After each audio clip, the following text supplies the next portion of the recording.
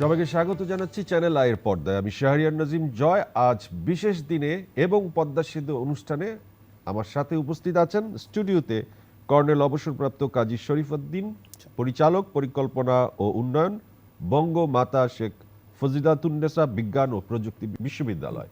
আমার সাথে অনলাইনে আছেন সাংবাদিক সোহরাব হাসান, আছেন ঢাকা বিশ্ববিদ্যালয়ের অধ্যাপক ডক্টর আমানুল্লাহ ফেরদৌস, যিনি সমাজ বিজ্ঞান বিভাগের অধ্যাপক হিসেবে কাজ করেন, আছেন ডক্টর মাসুদ, তিনি প্রবাসী বাঙালি, আমেরিকাতে অবস্থান করছেন, তিনি একজন কার্ডিওলজিস্ট। আপনাদের সবাইকে এই শোতে আমি আমন্ত্রণ জানাচ্ছি। আপনারা সবাই জানেন পদ্মা সেতু আমাদের স্বপ্নের সেতু। সেই স্বপ্নের সেতুর উদ্বোধন হয়ে গেছে, সারা বাংলাদেশ খুশিতে উদ্বেলিত।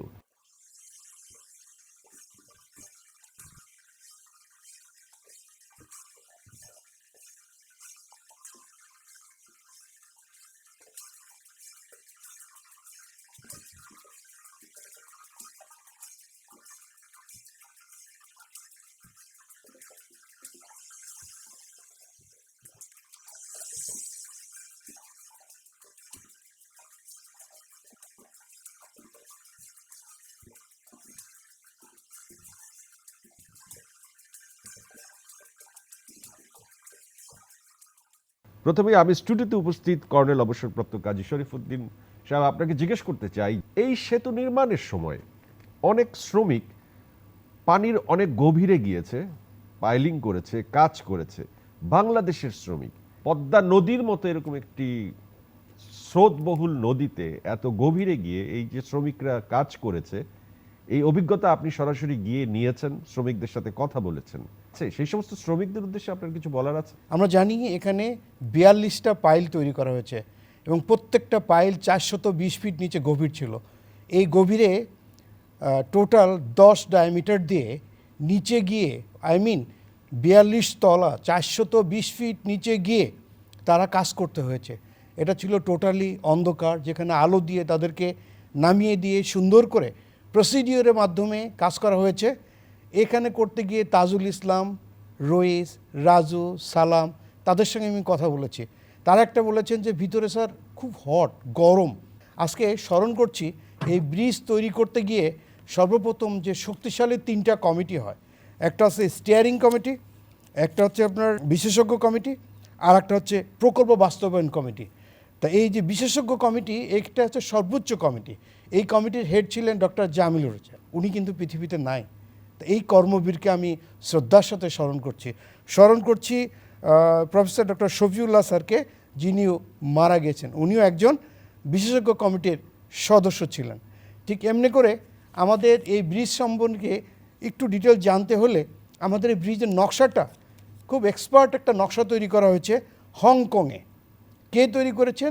এই নকশা প্রণয়ন কমিটির নেতৃত্বে ছিলেন রবিন শ্যাম, বিদেশি নাগরিক, ব্রিটিশ। 2018 সালে ব্রিটেনের রানী কর্তৃক উনি পুরস্কারপ্রাপ্ত হয়েছিলেন। কেন? উনি লম্বা স্পেনের সেতুগুলো তৈরি করার জন্য একটা মডেল হিসাবে কমান্ড অফ দ্য অর্ডার একটা মেডেল তাকে দেওয়া হয় 2018-এ। তা আমাদের মাননীয় প্রধানমন্ত্রী বিশ্বের সব জায়গা থেকেই শ্রেষ্ঠ লোক নিয়ে এসে আমাদের এখানে নিয়ে এসছে। আমরা জানি যে তাজমহল একটি স্থাপনা, কতজন শ্রমিক কত দিনে তা নির্মাণ করেছে তা ইতিহাসের বুকে লেখা আছে। পদ্মা সেতুর ব্যাপারে এরকম কোনো স্পেসিফিক আমরা উদাহরণ কখনো দিতে পারবো? অবশ্যই। আমার বাঙালির প্রায় 3 থেকে 4 হাজার শ্রমিক ওখানে কাজ করেছেন। ব্যবস্থাপক ছিলেন এটার কেইন হুইটল্যাপ, যিনি একজন অস্ট্রেলিয়ান নাগরিক। যেমন তদারকির নেত্রী ছিলেন নিউজিল্যান্ডের নাগরিক রবার্ট জন এফস। উনি কিন্তু বিশ্বের শ্রেষ্ঠ পিপল একটা। এখানে আমাদের টোটাল 138 জন অফিসার ইনভলভ ছিলেন। এর ভিতরে টোটাল গুরুত্বপূর্ণ পদে বা উচ্চ পদে ছিলেন 32 জন, পিডি সহ। আমরা আপনার কাছে আসছি। এর আগে এখন আমরা একটু আমাদের সাংবাদিক সোহরাব হাসান সাহেবের কাছে আসতে চাই। গণমাধ্যমের ভূমিকা পদ্মা সেতু নিয়ে অনেকটাই বিতর্কিত ছিল। পদ্মা সেতুর স্থাপনা হবে কি হবে না এই সংশয় ছিল, কিন্তু এখন গণমাধ্যম সবাই পদ্মা সেতুর এই হওয়া উপলক্ষে উদযাপন করছে এবং তারা তাদের যে নীতিতে বা তাদের যে মনোভাব ছিল সেখান থেকে দূরে সরে এসেছে। গণমাধ্যমের ভূমিকাটি পদ্মা সেতুর নির্মাণের পেছনে কি ছিল, এখন কি অবস্থানে আছে, আপনি একটু ব্যাখ্যা করবেন? পদ্মা সেতু নির্মাণ প্রক্রিয়া শুরুতে পরিকল্পনা ইত্যাদি নিয়ে অনেক বিতর্ক হয়েছে, অনেক গণমাধ্যমের কাজ কিন্তু যে সমাজের নানা মত থাকে সেই সবার মতামতগুলো তুলে ধরা। এবং দেখুন, বিশ্বব্যাংক অভিযোগ তুলেছে, সেই অভিযোগ পরে প্রমাণিত হয়েছে যে অভিযোগ সত্য নয়, যে কি বলে ভিত্তিহীন। সেটিও যেমন গণমাধ্যমে এসেছে, যখন অভিযোগ তুলেছে সেটিও এসেছে।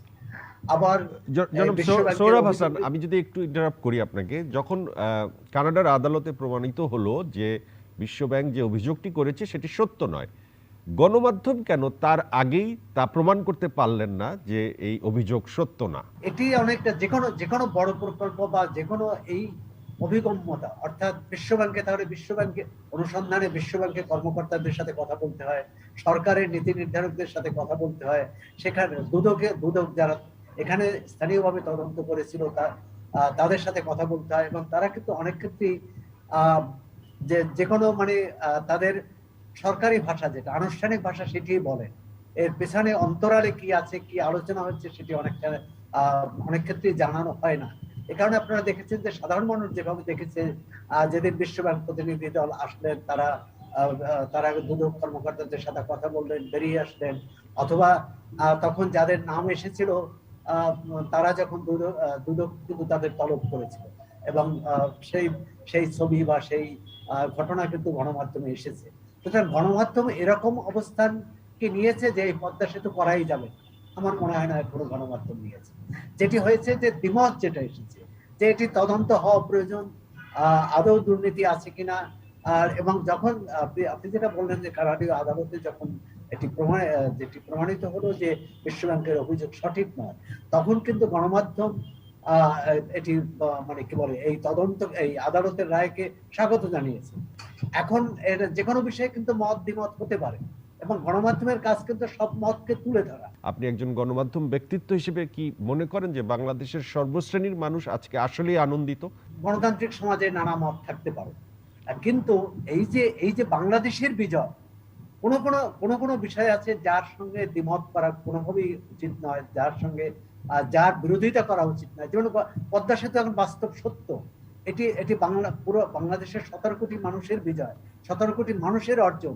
এটি যদি কেউ অস্বীকার করে, সেটি আমি মনে করি তার হীনমন্যতা, তার। সুতরাং এই পদ্মা সেতু নির্মাণ প্রক্রিয়া যতই বিতর্ক হোক, এটি নির্মাণ হওয়ার পরে, কাজ সমাপ্ত হওয়ার পরে কিন্তু আর বিতর্কের কোনো সুযোগ নাই। জি, জনাব সৌরভ হাসান, আপনাকে অসংখ্য ধন্যবাদ। আমরা একটু সংযোগে আনতে চাই অধ্যাপক ডাক্তার আমানুল্লাহ ফেরদৌসকে, সমাজ বিজ্ঞান বিভাগ, ঢাকা বিশ্ববিদ্যালয়ের। আপনি তো এতক্ষণ আলোচনা শুনছিলেন, আপনার কাছে যে প্রশ্নটি আমার, সেটি হচ্ছে যে আপনি একজন সমাজ বিজ্ঞান বিভাগের অধ্যাপক, আপনার কাছে কি মনে হয় যে এই যে পদ্মা সেতুর মাধ্যমে দুটি এলাকার সংযোগ স্থাপন হলো, বাংলাদেশের বৃহত্তম একটি সেতু, তো আমরা শুনছি যে এই সেতুতে বছরে সাশ্রয় হবে এই সেতুর কারণে প্রায় 4.5 কোটি টাকা। তো সেখানে জনগণের উপর এই টোলের পরিমাণ এত বেশি ধরা হয়েছে, এটি কি একটু চাপ হবে? কারণ 4.5 কোটি টাকা যদি সাশ্রয় হয়, তাহলে এত টোল ধরার প্রয়োজন আছে কি না? পাশাপাশি আরেকটি প্রশ্ন, যে এই ব্রিজকে কেন্দ্র করে আশেপাশে অনেক শিল্প কারখানা তৈরি হবে, উদ্যোগ নেওয়া হবে বিভিন্ন ব্যবসায়িক প্রতিষ্ঠানের, সেক্ষেত্রে পরিবেশের উপর প্রভাবটা কতটুকু পড়বে? আমাদের নদী কি নষ্ট হয়ে যাবে কিনা বর্জ্যের কারণে? সেই জায়গাগুলো নিয়ে ভবিষ্যতে কি ভাবা উচিত বলে আপনি মনে করেন? প্রথম কথা হলো যে বাঙালি জাতির যে গত 1000 বছরের ইতিহাসে বাঙালি জাতির সক্ষমতার যে প্রশ্নটা, সেই প্রশ্নটা দুইবার প্রমাণিত হয়েছে। একবার হলো 71 সালে আমাদের মুক্তিযুদ্ধের মাধ্যমে, আর একবার হলো এখন যে আমরা একটা সেতু তৈরি করতে পেরেছি। এটা বিশ্বের লংগেস্ট সেতু তা না, বা সাউথ ইস্ট এশিয়ায় তো যে সব থেকে বড় সেতু তা না, কিন্তু এটা সবচেয়ে কঠিনতম একটা সেতু ছিল। যে এটার যে নদীর যে প্রবাহ, সেই প্রবাহের কারণে এটা অত্যন্ত টাফ একটা সেতু ছিল। অর্থাৎ এই টাফ একটা সেতু তৈরি করা, এটার সাথে যারা জড়িত তাদেরকে অবশ্যই আপনাকে অভিনন্দন দিতে হবে। আপনি যদি বিরোধিতা শুরুতে করেও থাকেন, এখন কিন্তু আপনাকে এটা অভিনন্দন দিতে হবে এই কারণে, নতুবা আপনি 21টা জেলার, আপনার যে দেশের 21টা জেলার জনগণের প্রতি কিন্তু আপনার একটা অবজ্ঞা প্রকাশ পাবে। একটা দেশ দুই ভাগে ভাগ হয়েছিল, পাকিস্তান, পূর্ব পাকিস্তান, পশ্চিম পাকিস্তানের মতো। সেই 21টা জেলাকে এখানে আমরা কানেক্ট করলাম আমাদের রাজধানীর সাথে এবং সারা দেশের সাথে। সেই জিনিসটা, এই যে সোশ্যাল সলিডারিটিটা আপনার এই জায়গাটাতে আপনার এস্টাবলিশ এবং সক্ষমতার যে প্রশ্নটা আজকে দেশে এবং বিদেশে, যে আমরা সক্ষম জাতি হিসেবে সক্ষম ভালো কোনো একটা বড় প্রজেক্ট করার জন্য, অথবা জাতি হিসেবে সক্ষম বড় কোনো একটা কাজ করার জন্য, সেইটা আমরা আজকে প্রমাণ করলাম। এবং এটা আমরা প্রমাণ করতে একটু দেরি করে ফেললাম, এটা আরো 20 বছর আগে করতে পারলে আরো ভালো হতো। যাই হোক, সেটা হলো একটা প্রসঙ্গ। এটা নিয়ে কারো ধরনের কোনো দ্বিমত নাই এবং কোনো ধরনের কোনো কথা বলা যাবে না, এবং এটা যদি বলা হয় তাহলে তাকে হীনমন্যতার পরিচয় আসবে, এটা ঠিকই বলেছেন। দ্বিতীয় যে প্রশ্নটি আপনি করেছেন সেটা হলো যে বাংলাদেশের এই অঞ্চলের সাথে এই অঞ্চলের এটা হয়ে যাওয়ার পরে সেখানে শিল্পায়ন হবে বিভিন্ন জাতের হবে। এটাকে আমরা নাম দিয়েছি পদ্মা সেতু প্লাস প্রকল্প। পদ্মা সেতু প্লাস প্রকল্প মানে হলো পদ্মা সেতু হয়ে যাওয়ার পরে ওই পারে যে ব্যবসা বাণিজ্য গুলো হবে, ওই পারে যে ডিজাইন গুলো করতে হবে, ওই পারে যে কৃষিতে বিপ্লব আনতে হবে, ওই পারে যে শিল্পায়নের বিপ্লব আনতে হবে, পরিবেশকে রক্ষা করতে হবে, মানুষের মোবিলিটিটাকে কন্ট্রোলের ভিতরে রাখতে হবে, এই বিষয়গুলোকে নিয়ে যে আপনার যে পরিকল্পনা, সেটাকে আমরা পদ্মা সেতু প্লাস পরিকল্পনা বলছি। এবং পদ্মা সেতু প্লাস পরিকল্পনা যদি না নেন তাহলে কিন্তু আগামী 10-20 বছরে যেরকম আছে ওইরকমই থেকে যাবে, জিনিসের দাম বাড়বে। তার মানে কানেক্টিভিটি হলে পরে ওই পারের মানুষ আমাদের এখানে বিরাট কন্ট্রিবিউট করে ফেলবে। এটাতে নিশ্চিন্তভাবে বলা যেতে পারে যে আমাদের এখানে জিডিপি বাড়বে, নিশ্চিতভাবে বলা যেতে পারে পদ্মা সেতুর পয়সা আমাদের উঠে আসবে। যে ফি ধার্য করা হয়েছে সেই ফি যদি আপনি মাথা পিছু দেন, প্রতিটা বাসে যদি 40 জন প্যাসেঞ্জার যায় তার মাথা পিছু যদি আপনি হিসাব করেন, আর যেভাবে সে স্টিমারে যাওয়া আসা করতো সেভাবে যদি হিসাব করেন তাহলে কিন্তু সেটা খুব বেশি একটা না। কিন্তু যদি আপনি আবার হিসাব করেন যে এখানে আপনার একটা সমাজতান্ত্রিক চিন্তা ভাবনা থেকে, কল্যাণমূলক রাষ্ট্র থেকে যদি চিন্তা ভাবনা করেন যে আপনাকে আরো কম রাখা যেতে পারতো, কিন্তু এই সমস্ত বড় মেগা প্রজেক্টে, বড় বড় প্রজেক্টে যেখানে বিলিয়ন বিলিয়ন ডলার জড়িত, সেখানে কিন্তু এই সমস্ত মার্সি কিন্তু সরকার দেখাতে পারে না।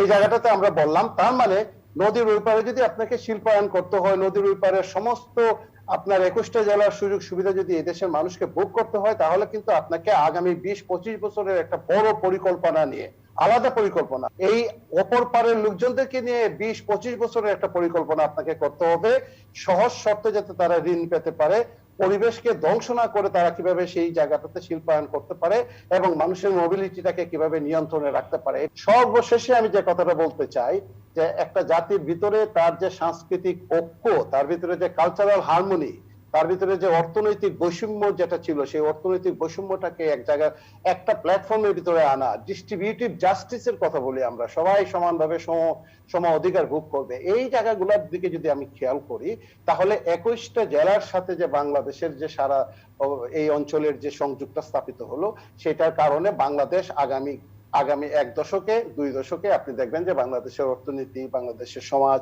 বাংলাদেশের সব জায়গাতে তার একটা প্রভাব পড়বে বলে আমরা অনেকেই বলছেন। পদ্মা সেতুকে, জি, আপনাকে যদি আমি জিজ্ঞেস করি, অনেকেই বলছেন যে 71-এর পর বাংলাদেশের সবচেয়ে বড় অর্জন এই পদ্মা সেতু, আপনি কি সেই বিষয়ে একমত? আমি কমপ্লিটলি একমত। শুধু 71-এর পরে শুধু না, এটা আপনার গত 1000 বছর, এটা বাঙালি জাতির সক্ষমতার প্রশ্ন সারা বিশ্বের কাছে। আপনাকে অসংখ্য ধন্যবাদ। আমরা সংযোগে আনতে চাই আমাদের আরেকজন অতিথি, যিনি আছেন আমাদের সাথে, ডক্টর মাসুদ, প্রবাস থেকে, আমেরিকা থেকে সংযোগ হয়েছেন। উনি একজন কার্ডিওলজিস্ট। প্রবাসী বাংলাদেশিদের পক্ষ থেকে আমাদের বিদেশে সবচেয়ে বড় কথা হলো যে আমরা বাঙালিরা, বিশেষ আমাদের বুকটা আজকে ভরে গিয়েছে যে আমরা বাংলাদেশে আমরা এত বড় একটা ব্রিজ আমাদের নিজের অর্থায়নে করতে পেরেছি। ডক্টর মাসুদ, আমরা জানি ডক্টর মাসুদ, আমি যদি একটু আপনাকে জিজ্ঞেস করি, আমরা জানি যে বিদেশে খুবই রাজনৈতিক চর্চা হয়, মানুষ যারা বিদেশে থাকে, প্রবাসে, তারা বিভিন্ন গণতান্ত্রিক চর্চা তাদের মধ্যে প্রবলভাবে দেখা যায়, এই দল সেই দল, বিভক্তি। তো সেখানে তো ভিন্ন মতের, ভিন্ন দলের মানুষদেরও বসবাস আছে এবং আপনারা সবাই মিলেমিশে আছেন। সর্বশ্রেণীর মানুষই কি আনন্দিত, নাকি সেখানে অন্য কোনো যুক্তিও দাঁড় করাচ্ছে কেউ কেউ? এখন পর্যন্ত কেউ যুক্তি দাঁড় করায় নাই, সবাই আনন্দিত। এবং আমি দেখেছি যে সর্বদলীয় আনন্দ করতে প্রত্যেকটা মানুষ, সাধারণ মানুষ, বিশেষ করে দক্ষিণবঙ্গের যে জেলাগুলি, তাদের মানুষ দল মত নির্বিশেষে এভরিবডি আর হ্যাপি। খালি একটাই কথা বলছে যে আমরা আমাদের নিজের অর্থায়নে আমরা এই সেতু করতে পেরেছি। আপনি Right. নিশ্চয়ই সড়ক মন্ত্রী ওবায়দুল কাদের সাহেবের বক্তব্য শুনেছেন। অত্যন্ত জি। সুন্দর একটি বক্তব্য তিনি দিয়েছেন পদ্মা সেতুর নামকরণ নিয়ে।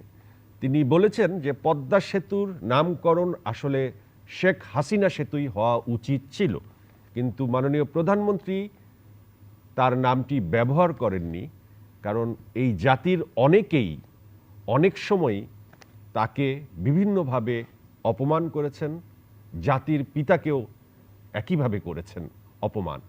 এই ক্ষোভ থেকে, এই কষ্ট থেকে তিনি তার নামটি ব্যবহার করেননি। এই কথাটি শোনার পর আপনার প্রতিক্রিয়া কি হয়েছিল এবং এই চমৎকার বক্তব্যটি নিয়ে আপনি কি বলবেন?